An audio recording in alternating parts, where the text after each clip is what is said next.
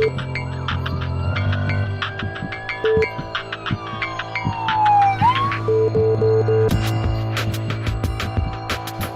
buenas tardes y bienvenidos a su programa Salud TV. Hemos llegado a la cinturita de la semana, día miércoles 6 de septiembre. Este día vamos a estar hablando de una patología muy interesante e importante que todos conozcamos, y es la fibrosis quística.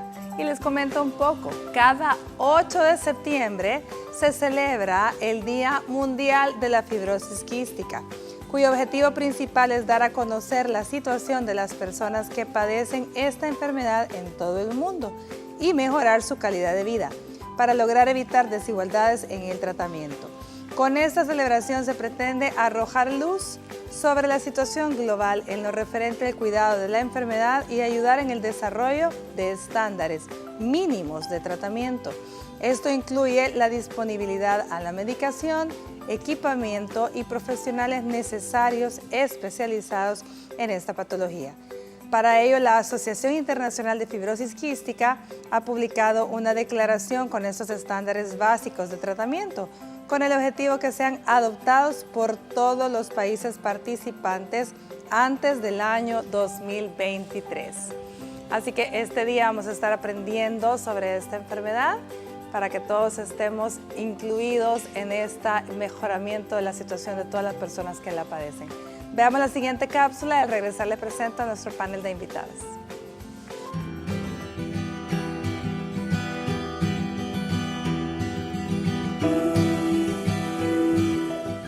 La fibrosis quística es una enfermedad que provoca la acumulación de moco espeso y pegajoso en los pulmones, el tubo digestivo y otras áreas del cuerpo. Es uno de los tipos de patología pulmonar crónica más común en niños y adultos jóvenes. Esta es hereditaria, provocada por un gen defectuoso que lleva al cuerpo a producir un líquido anormalmente espeso y pegajoso llamado moco.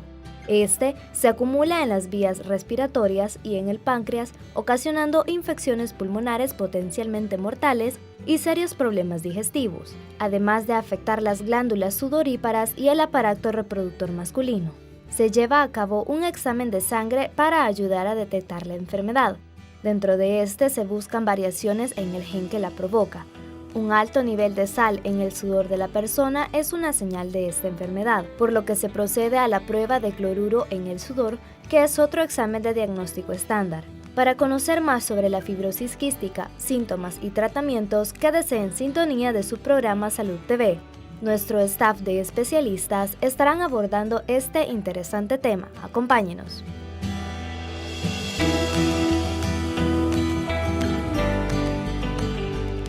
Bueno, y para hablar de tan interesante tema, le damos la bienvenida al doctor Ronald Pérez, nuestro pediatra amigo. ¿Qué tal? ¿Cómo está, Ronald? Oh, un placer siempre estar acá con ustedes compartiendo un tema tan interesante como es la fibrosis quística, ¿verdad? Así que aquí estamos a las órdenes. Bueno, y gracias por aceptar la invitación. Gracias, Elis. Les comento que desde hace 14 años, la única clínica existente en nuestro país para la atención de la fibrosis pulmonar quística a nivel nacional e institucional está en el Hospital Benjamín Bloom.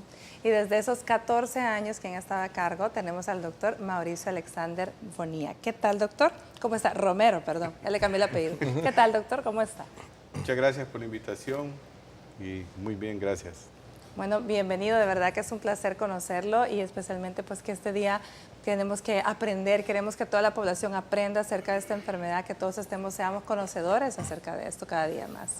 Gracias. Cuéntanos un poco, ya escuchamos la cápsula, pero hablemos un poco de la enfermedad en sí, qué tipo de enfermedad es y qué, porque el nombre fibrosis quística puede dar en muchas ocasiones lugar a malas interpretaciones entre el público. Hablemos un poco de la enfermedad.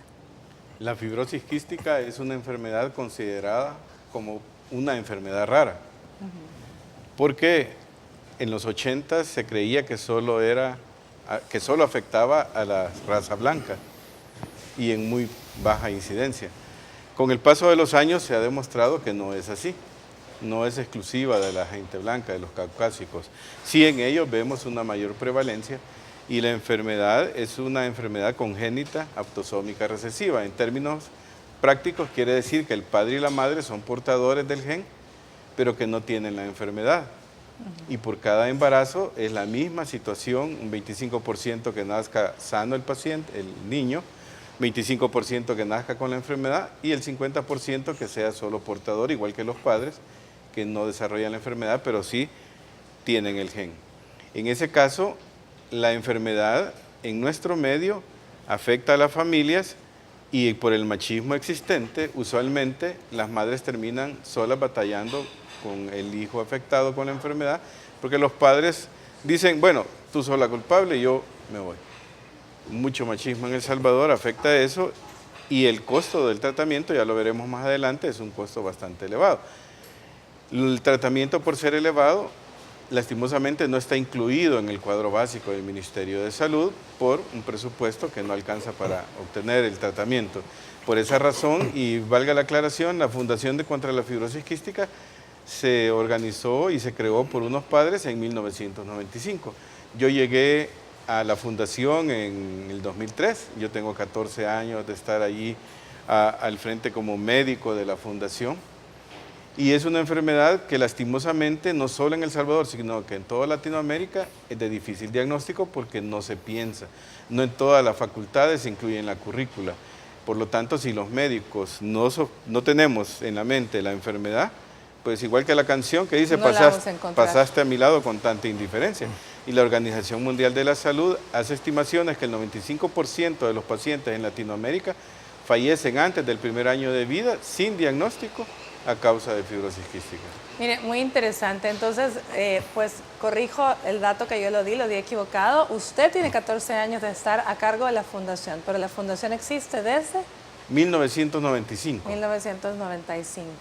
Bueno, una enfermedad definitivamente importante, lo que usted mencionaba y los escuchaba hablar antes de que comenzáramos el programa, y es cierto, no todos recibimos en el pensum, en el currículum, en los, ¿qué sería? En el programa de medicina interna o de pediatría, no siempre se recibe estas enfermedades que son consideradas enfermedades raras, ¿cierto? Así es.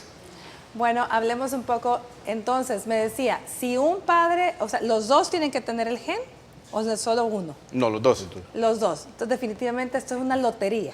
Exacto. O sea, es una lotería que dos personas portadoras del gen se junten y aún en esas dos personas todavía es 25% de posibilidades de que el niño la padezca. Sí. ¿Es más frecuente en niñas o en niños? Nosotros en El Salvador, el grupo de pacientes que tenemos que ronda entre los 30 y los 40 en número de niños, lo vemos más frecuente en niñas. En niñas. Sí. Al momento tenemos más pacientes niñas que niños, pero eso va variando. Realmente no hay una mayor diferencia, ¿verdad? No es que sea de más riesgo, que sea más frecuente. Por lo menos en la literatura no existe eso, No. Ronald, no. Sí, el reporte nada más es la transmisión en general, no hay una preferencia. No hay prevalencia por ninguno de los dos sexos. Ok, hablemos un poco a qué edad más o menos está haciendo el diagnóstico, doctor. Vea, retrocediendo un poco la prevalencia, en El Salvador, como no se diagnostica, Sí. nosotros deberíamos de recibir en la fundación, hablando de diagnóstico, al menos 15 pacientes nuevos por año. En base a los datos estadísticos existentes. Pero traslapados de Estados Unidos, que se estima que 1 en cada 7,000 debería de ser portador o tener la enfermedad, ¿verdad? Nosotros esperaríamos tener 15 diagnósticos nuevos. ¿Cuál es el talón de Aquiles en nuestro medio? Los métodos diagnósticos, porque en los países que tienen todas las posibilidades diagnósticas, al nacimiento se le hace lo que conocemos como tamizaje neonatal. Se toma una gota de sangre del paciente, se analiza y al menos son 60 enfermedades congénitas que se puede hacer diagnóstico. De las consideradas raras como la que estamos hablando. Por eso es que es tan importante ese tamizaje neonatal, que desafortunadamente no es parte de los programas institucionales, pero solamente está a nivel privado, ¿verdad? Está a nivel privado. Y con relación a la fibrosis quística, tenemos una limitante. Un tamizaje neonatal para fibrosis quística hay que hacerlo a partir del día 3 de vida a no más del día 28 de vida. Porque 28. posteriormente podemos tener un resultado, un falso negativo. Y si lo hacemos antes del tercer día también puede fallar. Por lo tanto, es importantísimo que si usted que nos está viendo en casa le va a realizar un tamizaje neonatal a su bebé próximo a nacer, lo haga del tercer día en adelante y antes del 28 días. Así es, pensando en fibrosis quística. Pensando siempre en esta posibilidad. De allí, eso es lo inicial. Si el tamizaje es positivo, hay que hacerlo porque lo mandan los estándares internacionales, 2 pruebas de cloro en sudor, que afortunadamente ahora, desde hace como unos 6, 8 años, se puede realizar en el Hospital Bloom, ¿verdad? Y antes sí o sí había que ir a lo privado y nuestros pacientes del hospital tenían esa limitante porque no siempre pueden hacerlo. Pueden costearlo. Pueden costearlo, pero hoy sí en el hospital se está realizando. Al tener 2 resultados positivos de cloro en sudor, hablamos que el paciente tiene fibrosis quística. Luego, si nosotros queremos saber qué tipo de mutación tiene, porque el gen, déjeme decir que hasta 1989, Collins, Riordan y Sioux lograron identificar el gen. Es de reciente descubrimiento que supieron que estaba en el brazo 7, en el brazo corto del gen 7, y el delta F508 es el más frecuente y de que se encuentra alrededor de 86% responsable de las mutaciones. En hispanos se calcula del 40 al 46% este gen el responsable. Para este año 2017 ya se cuenta alrededor de 1950 mutaciones del gen. Por lo tanto, Muchísimo. el tratamiento genético es casi que no factible, ¿verdad? Y eso es lo que se procede. Y déjenme también decirles que el costo del estudio genético es alto porque hay que enviarlo fuera del país. Fuera del país. Aproximadamente $1,500. Vamos a una pausa comercial, vemos el avance de TN21 con Astrid Ábalos y volvemos con más de fibrosis quística, que es nuestro tema de hoy.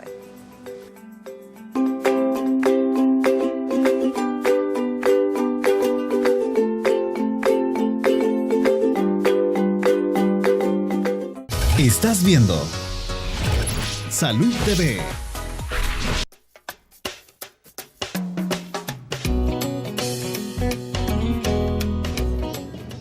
Lo primero es consultar al médico, ¿verdad? Cualquier síntoma que uno sienta tiene que acudir al médico, porque si uno solo se deja, dice ya me va a pasar, no le pasa, sino que se pone peor, ¿verdad? Así es que tiene uno que cuidarse pues me imagino cosas que a veces no hay que comer, si le hace daño comer cosas heladas y las come, sabe que se perjudica. Ir al médico, no sé, visitar un médico, ellos son los que tienen la última palabra para las enfermedades que uno pueda tener. Al clima del viento, andarlos bien abrigados. Ya desde 4:30 a 5, andarlos abrigados, no sacarlos a la calle, porque por los vientos muchas bacterias de los mayores les pasan a los niños. Tomar sus vitaminas y todo eso. Como yo no padezco casi de eso. Bueno, inmediatamente a sentir síntomas ir a donde el médico, no automedicarse. Ir al médico a pasar consulta y tomar agua, ¿no? Que el agua ayuda a limpiar siempre el organismo. Yo creo que habría que buscar el especialista, porque es delicado eso de la nariz. Bueno, en primer lugar, sabemos de que la higiene es muy importante en el cuerpo del ser humano. Pero bien, también acatando las recomendaciones de los doctores, hay, digamos, aplicaciones que se pueden usar para evitar, digamos, tanto flujo de moco, ¿va?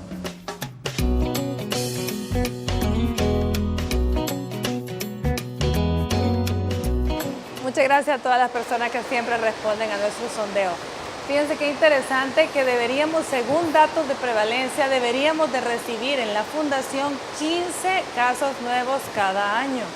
Pero le pregunto al doctor cuántos pacientes tiene la Fundación y únicamente hay 39. Entonces recalcamos que el problema es el diagnóstico que se está haciendo demasiado tardío, porque no es que la enfermedad aparezca en la infancia, es que ya la trae, es congénita, o sea, nacen con ella. Entonces, Ronald, ¿cómo se sospecha? Porque obviamente no se están diagnosticando en forma temprana. ¿En qué forma se está haciendo el diagnóstico a este momento? Tardío, ¿en base a qué? Fíjate que en realidad todo parte de poder sospecharla, porque si el profesional no lo sospecha, obviamente no va a orientar su diagnóstico hacia eso. Entonces, bien interesante que en el sondeo estaba la gente, quizás de las cosas que menciona es justamente consulte con el especialista, consulte con el médico, y de ahí ya recae en nosotros la responsabilidad de poder diagnosticar la enfermedad. En general, obviamente son los pulmones los que están más afectados, pero no es exclusivamente. La afección en el páncreas, que es una de las glándulas endocrinas importantes, sobre todo en el metabolismo de los alimentos, está afectado. Y estos chicos van a tener siempre una falla de medio, es decir, una falla en lograr el peso y la talla adecuada. Entonces, muy tempranamente empezamos a ver que no están ganando el peso y la talla que nosotros esperaríamos que lograran, ¿verdad? Tienden a ir siempre percentiles muy bajos, incluso abajo de la curva. Ya esto, si nosotros lo sumamos a manifestaciones respiratorias que están siendo constantes, ¿verdad? Porque por el mismo tema de la patología de la enfermedad hace que el moco tienda a ser muy espeso, de difícil movilización, y eso es obviamente cultivo para bacterias, virus que puedan llegar a dar infecciones secundarias. Entonces, son chicos que además están teniendo infecciones respiratorias constantes, ¿verdad? Muchas veces se tratan como una bronquiolitis, una crisis de asma o bronquitis, y así se catalogan, ¿verdad? Y ahí están recayendo y no se sale del mismo tratamiento que se les brinda, ¿verdad? Y por eso vuelven nuevamente a recaer. Entonces, en estos chicos que ya tenemos una falla del crecimiento, tenemos manifestaciones respiratorias muy constantes, infecciones secundarias a repetición, y son chicos que si nosotros vamos a ver las heces, van a tender a ser heces grasas o heces que tienen mucho resto alimenticio por el mismo problema de no tener una buena absorción, ¿verdad? Entonces, de repente van a tener días en que están haciendo más frecuentemente de lo normal y la consistencia nunca llega a ser de una consistencia, digamos, formada, ¿verdad? Sino que más blanda y con abundante grasa y restos alimenticios. Luego, una de las cosas que nosotros siempre al hablar con colegas y que están viendo a estos chicos o sospechando a estos chicos, la madre puede referir que cuando tiene contacto con él o lo besa, la sensación del sudor es un sudor muy salado, ¿verdad? Entonces, esa es otra indicación que se le pudiera dar, de decir, mire, evalúe eso, porque el sudor, por las características que tiene, va a ser, digamos, más salado de lo que normalmente podría hacerlo. Entonces, si ya vamos sumando todo eso, si tenemos el panorama completo, se nos facilita el poder ir pensando y enviar a hacer una prueba que ya mencionaba el doctor, el Bloom la está facilitando para poder realizarla, y obviamente sí se necesitan las dos pruebas de sudor positivas, claro, para poder diagnosticarla. Te hace el diagnóstico. Doctor, obviamente no estamos diagnosticando tempranamente. ¿A qué edad más o menos en promedio le están llegando los niños a la fundación? 4 o 6 años es la edad promedio en que llegan. Son muy pocos los que llegan abajo de los 2 años, y es un diagnóstico ya tardío porque, como usted ya bien lo mencionó, se nace con la enfermedad. Y algo característico de la enfermedad es que el daño provocado no se revierte. Lo que uno puede hacer con el tratamiento es permitir que no avance, pero no revertir el daño. Como bien lo dijo el doctor Pérez, pues la afectación pulmonar o gastrointestinal, y dependiendo de lo tardío del diagnóstico, así es la lesión que deja permanente. Bien lo mencionó el doctor Pérez también, lo salado del sudor. Tanto que hay literatura de 1700 en Europa que mencionaban que si tu hijo lo besas en la frente y te sabe salado el beso, está embrujado y pronto morirá. Probablemente eran casos de fibrosis quística. Y en 1938 la doctora Andersen acuña el término de enfermedad fibroquística del páncreas, porque como bien lo dijo también el doctor, pues está afectado el páncreas, ¿verdad? ¿Qué nos pasa en estos pacientes? Su moco espeso nos obstruye las vías respiratorias, y también ese moco espeso que se produce a nivel gastrointestinal obstruye las vías digestivas. En lo respiratorio vamos a tener que lidiar con muchas enfermedades infecciosas, y que desde el nacimiento ellos se van colonizando, se llegan microorganismos que para otros pacientes que no tengan fibrosis quística no le produce una enfermedad grave, pero a ellos sí. Y hay una bacteria que los coloniza prácticamente casi que de por vida, y el tratamiento para tratar de erradicarla es uno de los más que tiene mayor costo, que es la Pseudomonas aeruginosa, y esa desde el primer año de vida ya puede colonizar al paciente. El costo de tratamiento son ciclos de 28 días, intercalando ciclos de 28 de tratamiento, 28 de pausa, y tenemos dos opciones. Una que cuesta 5.300 los 28 días y otra que cuesta 4.500 el mismo medicamento en otro tipo de formulación. Por eso le decía que el costo del tratamiento es alto. Y esa es la que nos da mayor problema porque destruye mucho el pulmón. También hay otro tipo de pseudomonas que se conoce como Burkholderia cepacia, y cuando ya el paciente tiene pseudomonas aeruginosa en sus vías respiratorias y se le agrega alguien le transmite o se contagia de la Burkholderia cepacia, la destrucción pulmonar es más severa, más rápida y un desenlace fatal es bastante frecuente en poco tiempo. En cuanto a eso del diagnóstico, como le decía, es nuestro talón de Aquiles porque lo recibimos ya avanzados. Los pacientes con fibrosis quística, usualmente, como lo mencionó también el doctor, han pasado con diagnósticos de neumonía, desnutrición, diarrea crónica, síndrome de mala absorción. Hay diversos diagnósticos, hasta que alguien a lo mejor pregunta, y como bien dijo él, mire, le ha besado al niño y le ha sabido salado el sudor, la luz, ajá. ¿Verdad? Porque ellos pierden mucho cloro. Y si dicen sí, pues bueno, mandemos un cloro en sudor, ¿verdad? El cloro en sudor se realiza en el antebrazo izquierdo. Y ahí quiero aclarar también que no es válido cuando a veces, mira, el niño no suda, póngale una chaquetita o azolelo. No.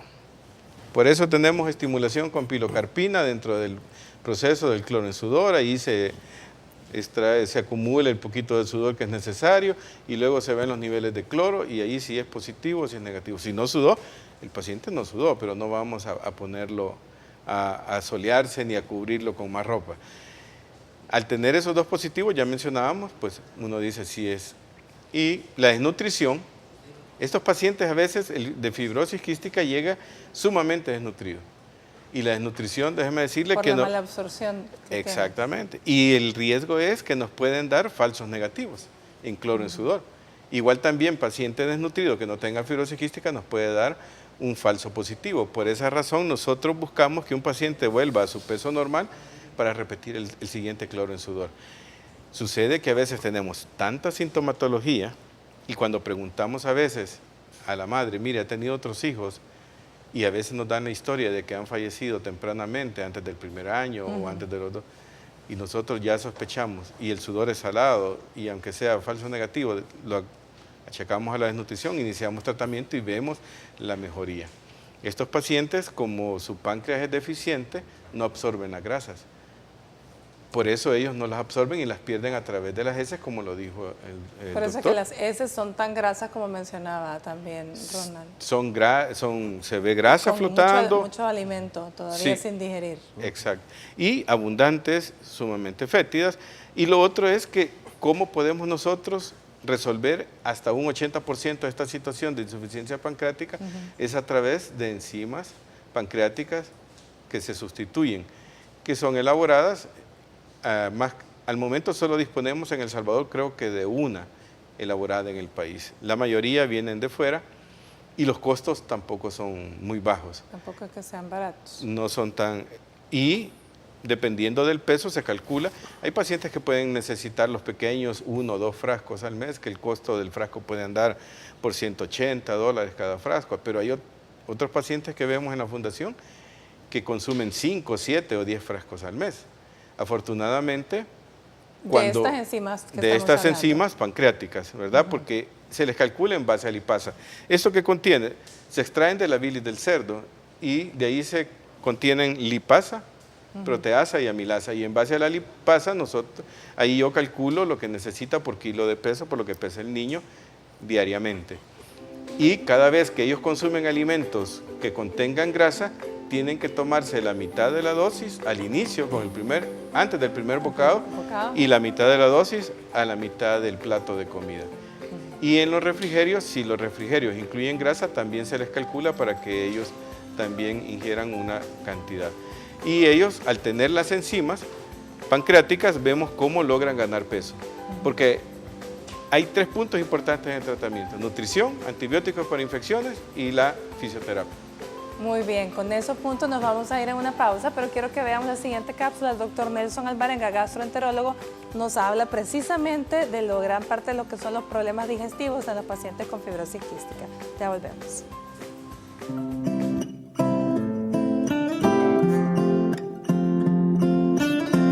Buenas tardes, yo soy el doctor Nelson Alvarenga, soy gastroenterólogo y endoscopista y en esta ocasión voy a hablarles sobre las manifestaciones digestivas de la enfermedad fibrosis quística. La fibrosis quística es una enfermedad que está relacionada principalmente en los niños, se diagnostica a partir de los 2 años de edad, en algunos jóvenes hasta los 18 años de forma tardía, y es una enfermedad que es hereditaria y que es dependiente de un gen específico que tiene un daño en ese gen y se transmite por herencia.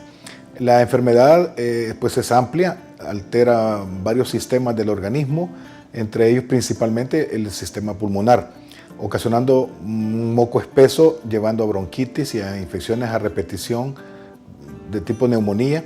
En el sistema digestivo lo que ocasiona pues es una diversidad de síntomas no tan específicos: dolor abdominal, distensión, hinchazón, pérdida de peso, falta de apetito, náuseas, y estos síntomas van a llevar a una absorción deficiente de nutrientes como son las proteínas y las calorías, dando resultados en estos pacientes que van a tener, por ejemplo, anemia y algunos trastornos relacionados con la malnutrición. El diagnóstico, pues también hay varias formas de llevarlo, y el principal es la medición del cloruro en el sudor de las personas o de los niños, y este va a ser la prueba más significativa. Hay otras pruebas que tal vez no son específicas, pero nos sirven. Y el tratamiento pues es mantener un estado de salud con bienestar, ejercicio físico, buena alimentación, buenos hábitos, y en algunos casos, si hay infecciones, pues requerir hasta antibióticos. Mi consejo final para los pacientitos que padecen de trastornos de la tos y del moco espeso junto con trastornos digestivos, consulten a su pediatra o a su gastroenterólogo pediatra. Para Salud TV, Nelson Alvarenga.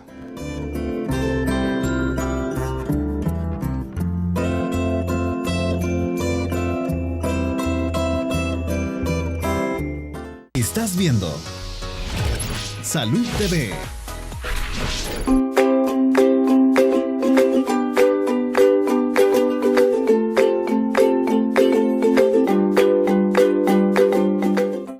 Bueno, continuamos con nuestro programa. Estamos hablando de fibrosis quística, una enfermedad considerada enfermedad rara, dijéramoslo, aunque es más frecuente que rara en realidad, ¿verdad? Rara porque no conocemos mucho acerca de ella, pero existe. Doctor, ya escuchamos que el diagnóstico desgraciadamente en nuestro país se hace muy tardío. Hablemos un poco del tratamiento ya hablamos del tratamiento con enzimas y del tratamiento de los daños que va teniendo el paciente. Sí. Del sistema gastrointestinal es muy importante conocer qué es lo que afecta. Ya mencionábamos que no absorbe grasa, páncreas, necesitamos darle sustitución de enzimas pancreáticas. Una. La otra es vitaminas liposolubles, A, D y K. Ellos no la pueden absorber, se las tienen que dar, hay que dárselas, ¿verdad? La otra situación también, si lo vemos desde el punto de vista gastrointestinal, ellos tienen que tomar mucho suero oral. ¿Por qué? Porque ellos están perdiendo sodio y cloro a través del sudor en grandes cantidades. O sea, no basta el agua, necesitan suero, sales de rehidratación oral. Exactamente, las sales de rehidratación oral. ¿Y qué sucede? Y ahí hago la invitación para aquellos colegas que digan, pero es que fibrosis quística, porque eso cuando en los 80, yo me acuerdo que cuando yo recibí la clase en los 80 en la universidad, el profesor dijo, esta es una enfermedad que vamos a hablar, pero que en El Salvador no se va a ver porque es exclusiva de la gente blanca, ¿verdad? Esa era la creencia general, no solo en El Salvador. Y hasta hace pocos años incluso se creía que todavía era así. Así que hago la invitación a todos los colegas para que aprendamos, actualizarnos, estudiemos. Hay un portal muy amplio con literatura para médicos, para pacientes, para familiares, para todo, que es de la Federación Española de Fibrosis Quística. Yo lo recomiendo porque no hay que traducir, está en español, está accesible en el internet. Sales de rehidratación oral. ¿Qué sucede? Llegan los pacientes o los padres a los establecimientos del primer nivel y solicitan suero oral. Se los niegan porque les preguntan, ¿tiene diarrea el niño? No, pero tiene fibrosis quística. No, pero si no tiene diarrea, no le doy. Ellos tienen que tomar con el clima tropical que nosotros tenemos, un paciente debería, los pequeños, de 2 a 3 litros al día, y los escolares o más grandecitos, de 4 a 5 litros de sales de rehidratación oral al día. Básicamente ellos no tendrían que beber agua, tendrían que beber solo sales de rehidratación oral. ¿Qué es lo positivo de esto? Porque como ya se habló que el moco es espeso en los sistemas, tanto digestivo como respiratorio, al ellos estar hidratados a base de sales de rehidratación oral, el moco se vuelve menos espeso. Es más fácil de estar expectorando las secreciones, de que no se obstruya el páncreas ni el hígado y que todo funcione mejor. Y ahí también hago un llamado para los maestros. He tenido pacientes en que no les permiten a los niños tomar suero oral o salir, o llaman la atención a los padres y les dicen, mire, usted no hace nada porque el niño pasa tosiendo todo el tiempo. El niño con fibrosis quística va a toser toda la vida, siempre, más o menos, pero siempre va a toser. Entonces también Pero tal vez ahí el llamado también, la educación a los padres, a la comunicación, totalmente el tiempo.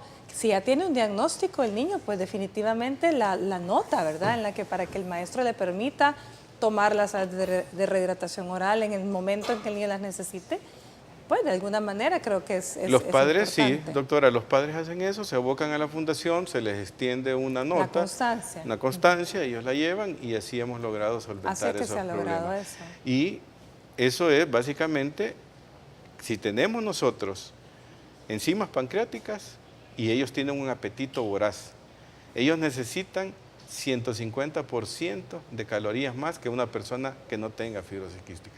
Y a pesar de que comen vorazmente, no van a ser pacientes con sobrepeso.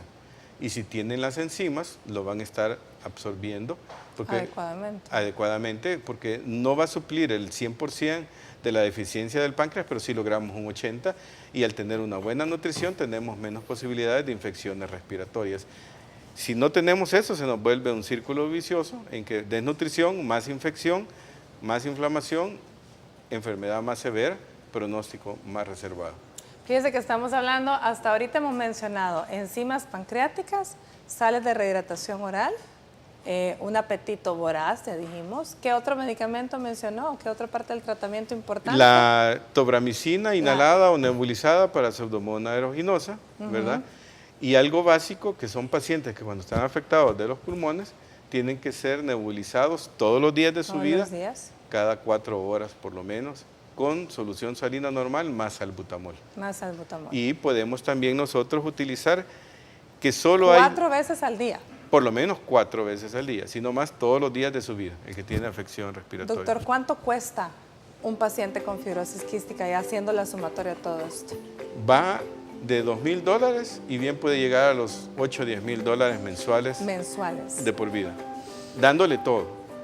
Porque también tenemos otro medicamento para adelgazar el moco a nivel respiratorio, que es la Dornasa alfa, que es un vial que se nebuliza una vez al día, que es el único mucolítico, es decir, el único producto que puede romper químico.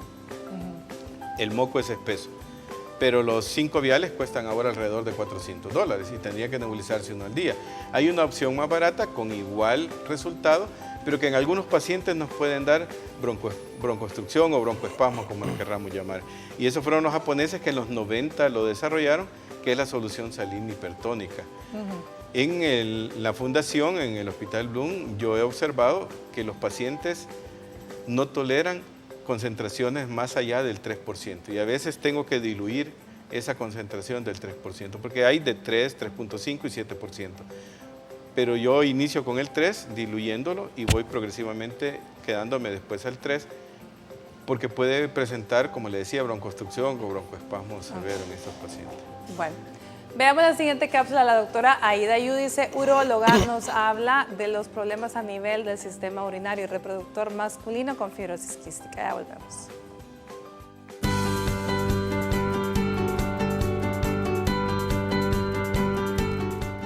Buenas tardes, amigos de Salud TV, soy la doctora Aida Yudice, yo soy uróloga y este día vamos a estar hablando acerca de la fibrosis quística en el aparato reproductor y urinario masculino.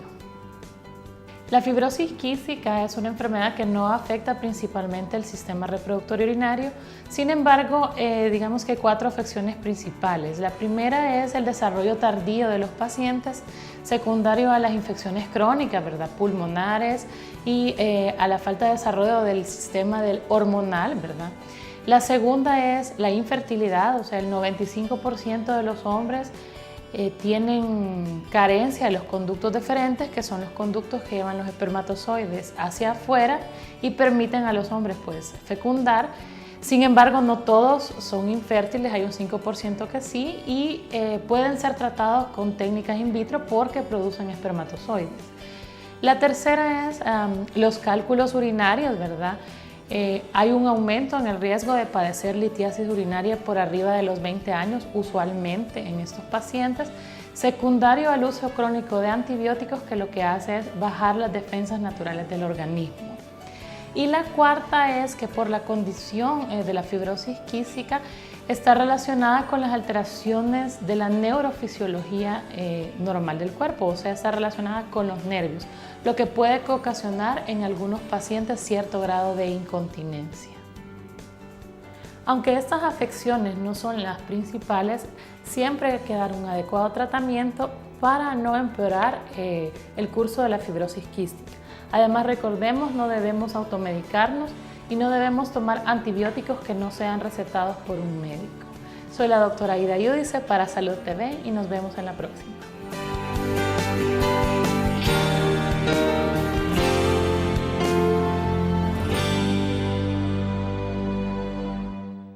Estás viendo Salud TV.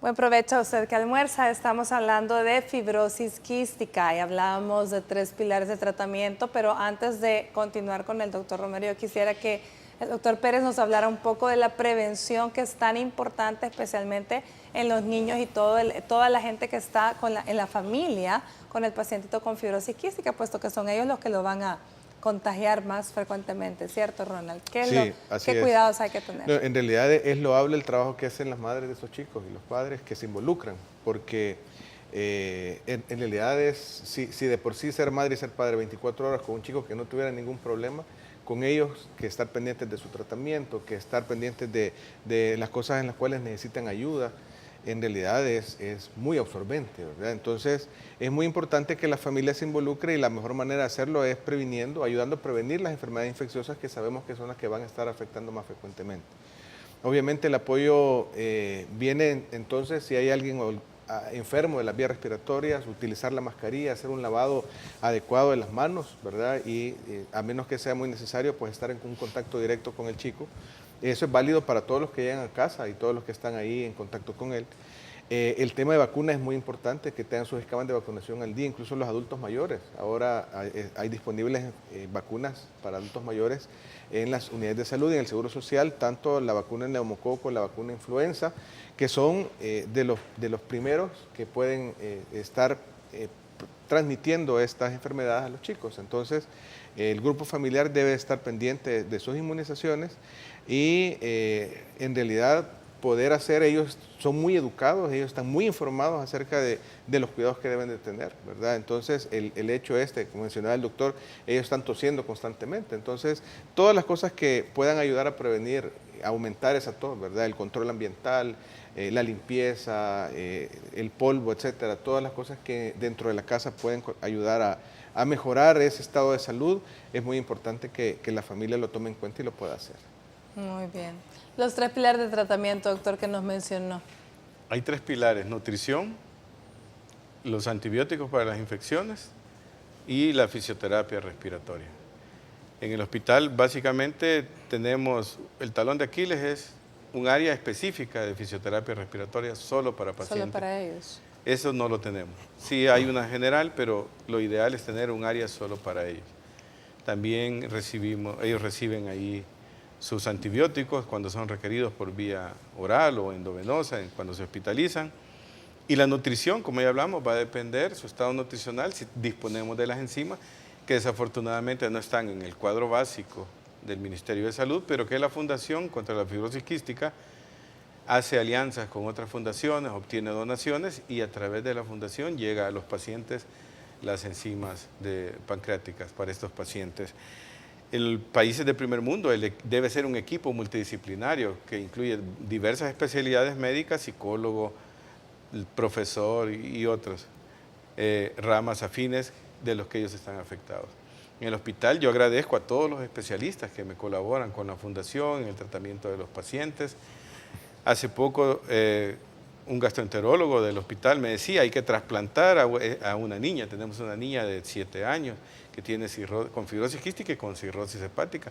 Y es uno de los desafíos que tenemos ya inmediatos, que tenemos que generar una campaña para hacer un trasplante de hígado a esta pacientita. No se puede hacer en el país, hay que hacerlo fuera. En ese caso, pues tenemos ese desafío grande. Pero lo bueno es que las fundaciones amigas han ayudado a que estos pacientes tengan un tratamiento y la sobrevida antes era bien baja. Hoy ya estamos con una sobrevida por arriba de los 20 años en nuestro país. En el primer mundo pueden llegar a los 50 años. Así que el lema de este año es celebrar con dinamismo el Día Mundial de la Fibrosis Quística.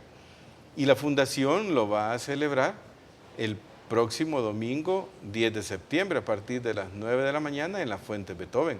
Están todos cordialmente invitados. Este domingo. Este domingo 10 de la mañana en la Fuente 9 de la mañana. 9 de la mañana. 10 de septiembre, 9 de la mañana en Fuente Beethoven. Pueden llegar pacientes con fibrosis quística que estén o no estén en la fundación, público en general, porque va a estar muy alegre. Van a haber clases de baile, van a haber diversas actividades lúdicas para los pacientes, también para los familiares, así que se les espera ahí y a celebrar con dinamismo, porque parte también importante es que el paciente con fibrosis quística controlado tiene que llevar una vida lo más normal posible y desarrollar actividad física lo más que pueda. Eso le iba a preguntar, ellos con esta cuestión de los problemas respiratorios, del tanto moco, ¿no tienen limitante alguna para hacer un ejercicio si están bien controlados? No, yo tuve la suerte, gracias a Dios, de poder hacer mi especialidad en Alemania. Y allá yo veía pacientes con fibrosis quística adolescentes, uno de ellos levantaba pesas, 1,90, musculoso. Fuerte. Claro, él recibía todo el tratamiento. Claro, exacto. ¿Verdad? Ese es a lo que nosotros queremos llegar. Él tenía sus 3 no pilares. Que levanten pesas, no. Sino a que estén lo más cercano a llevar una vida de calidad. Excelente. Bueno, veamos la siguiente sección, terapia en casa. El doctor Alberto Flores Molina, neumólogo, nos habla sobre la fisioterapia respiratoria. Ya volvemos.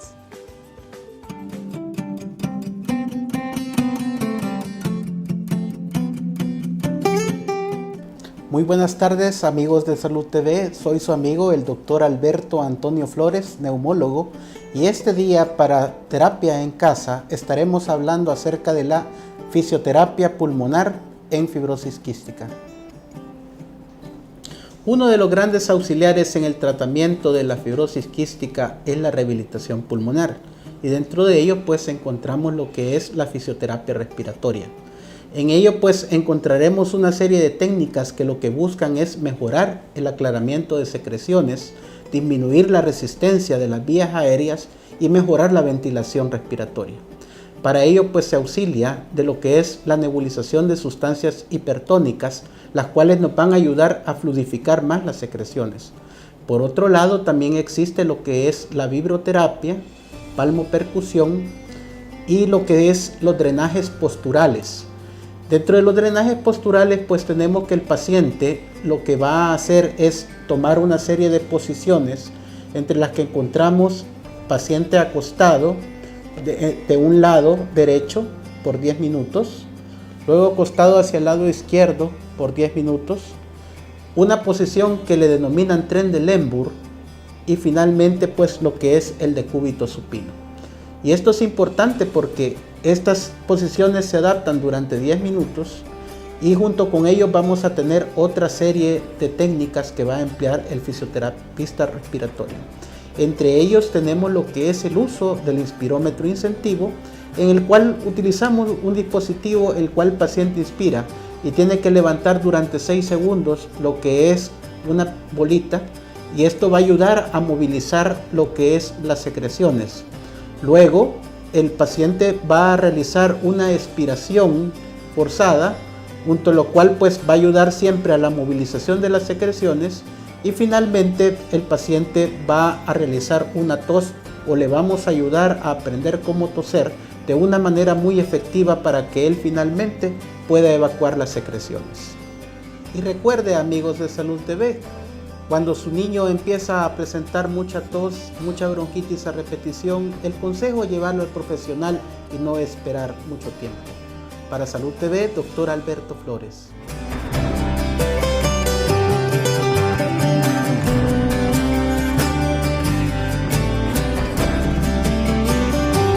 Estás viendo Salud TV.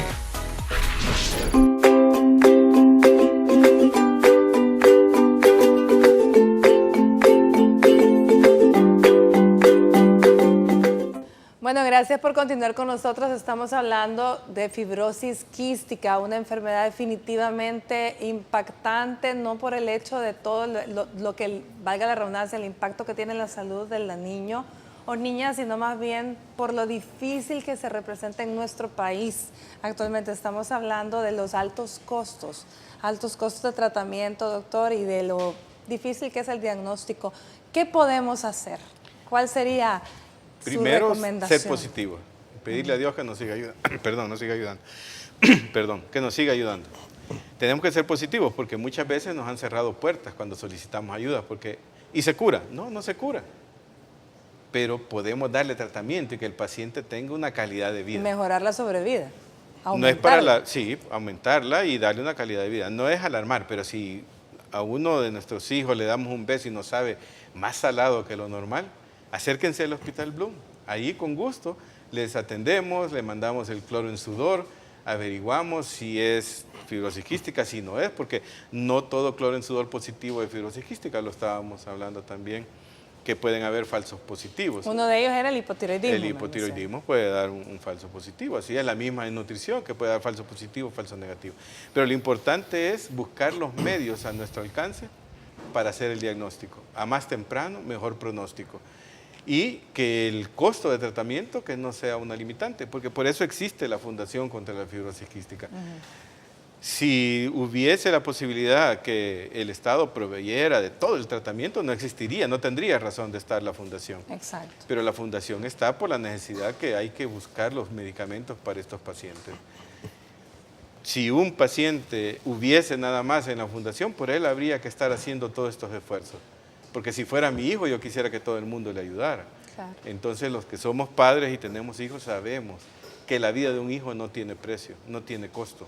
Tenemos que hacer todo para darle la mejor calidad de vida. Y hay que pensar positivo, seguir hacia adelante, pedirle a Dios que nos siga dando la capacidad de poder resolver los problemas y buscar soluciones y no más problemas.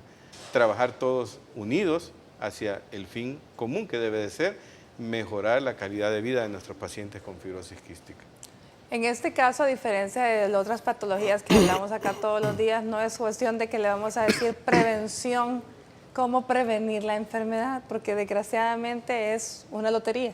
Lo mencionábamos ya con los doctores, es una lotería, dos padres portadores del mismo gen, todavía tienen un 25% de tener un niño con la enfermedad, otro niño portador, dos niños portadores. Uno sano y uno enfermo. Uno sano y uno enfermo. Por cada embarazo. Por cada embarazo, ciertamente. Entonces, esto es una lotería, no hay nada que prevenir. Pero sí el llamado a nosotros como profesionales de salud, Ronald. Sí, definitivamente importante que al escuchar un programa tan sencillo, tener una hora del programa y poder dar las generalidades de la enfermedad, al profesional de salud debería de moverle a informarse un poquito más, ¿verdad? No es válido que ante situaciones así uno sepa menos de lo que un padre informado puede estar y poder sospecharlo, ¿verdad? Yo creo que lo más importante tenerlo es en la mente, pensarlo y simplemente con pensarlo uno da el siguiente paso y se manda para hacer el diagnóstico y bueno, si no sale, qué bien, pero si sale podemos comenzar con este proceso, que obviamente no es fácil, pero que va encaminado a poder ofrecerle las mejores opciones que haya para dar una calidad de vida para estos chicos. O sea, al más temprano el diagnóstico, muchas más posibilidades de ayudarle, que tengan más sobrevida. El llamado a las universidades que aumenten en el pensum, sí, la educación tanto del estudiante de medicina y de los colegas, los profesionales de la salud, que ya somos médicos, pues el hecho de tener en mente el diagnóstico, los tamizajes en aquellos padres que puedan realizarlos, pues definitivamente vale la pena, ¿sí? Vale la pena, sí, así es. Vale la pena poder diagnosticar tempranamente cualquier tipo de enfermedad, las que están incluidas en los tamizajes. Ya escucharon, del 3º al 28 días de vida. Al 28 días. Y luego, pues el tratamiento, gracias a Dios y gracias a la fundación que existen, mientras el Estado no provea, pues por lo menos están ustedes. Así es, porque el Estado provee parcialmente, pero los medicamentos más de alto costo no podemos incluirlo dentro del presupuesto nacional, por el presupuesto que es bajo. Invitarlos el próximo domingo a que celebremos con alegría. A celebrar la vida y a celebrar con alegría y con mucha fe de que esto puede mejorar. Claro que sí. Bueno, se nos terminó el tiempo, no me queda más que dar las gracias. Gracias, Ronald, gracias, doctor, ha sido un gusto de verdad conocerlo y poder escucharlo. Gracias a ustedes que nos acompañaron. El día de mañana vamos a estar hablando de un tema muy interesante, la inmunonutrición y en el deporte. Pero por hoy les deseo una linda tarde de miércoles y que Dios los bendiga.